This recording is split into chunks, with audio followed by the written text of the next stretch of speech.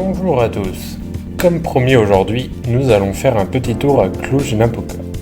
Il s'agit d'une grande ville de 330 000 habitants et de nombreux bâtiments et parcs sont à visiter ici.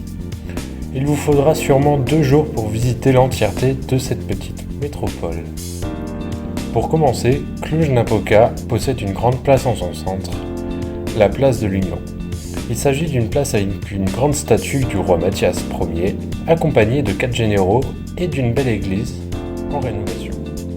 Étant roi de la monarchie des Habsbourg, il possède de nombreux titres au début des années 1600.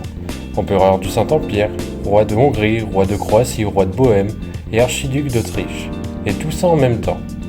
Donc vous allez me dire sûrement, que fait cette statue ici et quel est son rapport avec Cluj-Napoca, ou même la Roumanie de manière générale. Pour vous expliquer, au XVIIe siècle, la Roumanie était sous l'emprise de l'Empire ottoman. La monarchie hongroise souhaitait agrandir son territoire et signe un traité de paix avec l'Empire ottoman pour posséder un bout de Transylvanie. Cluj-Napoca devient la capitale du royaume de Hongrie orientale grâce à ce souverain venu de l'Empire hongrois. D'ailleurs, si vous avez l'occasion de visiter la Transylvanie un jour, regardez attentivement les panneaux à l'entrée des villages. Vous verrez le nom actuel et celui de l'époque sous l'Empire hongrois. Dans cette ville, beaucoup de choses sont à visiter ou à voir. D'une rue à l'autre, vous pourrez trouver des façades originales et qui dénotent avec les bâtiments à côté.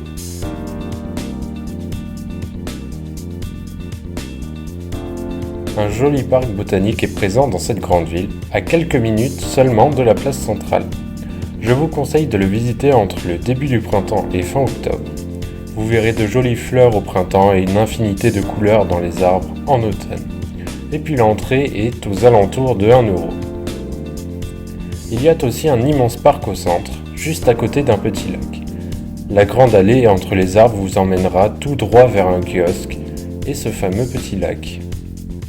Un autre parc est à découvrir aussi de l'autre côté de la ville, le parc Iolios. Tous les deux ont le droit à des flamants roses à pédales. Et puis si vous ne logez pas trop loin de l'hôtel Belvédère lors du coucher de soleil, et si vous avez encore de l'énergie, je vous invite à gravir les 200 marches qui vous séparent du sommet de la colline pour une vue imprenable sur la ville et pouvoir admirer les belles couleurs du soir. Vous aurez la possibilité aussi de marcher sur le pont Elisabeth avec de nombreux cadenas accrochés dessus afin de sceller la mort des couples qui passent par là. Maintenant, si vous pensez consacrer plusieurs jours de votre périple à Cluj, je vous invite à aller à Tourda. Par bus ou en voiture, vous y serez en moins d'1 heure. Vous pourrez vous amuser dans la saline à Tourda, mine de sel regorgeant de surprises, et aller marcher dans les gorges de la Tourda.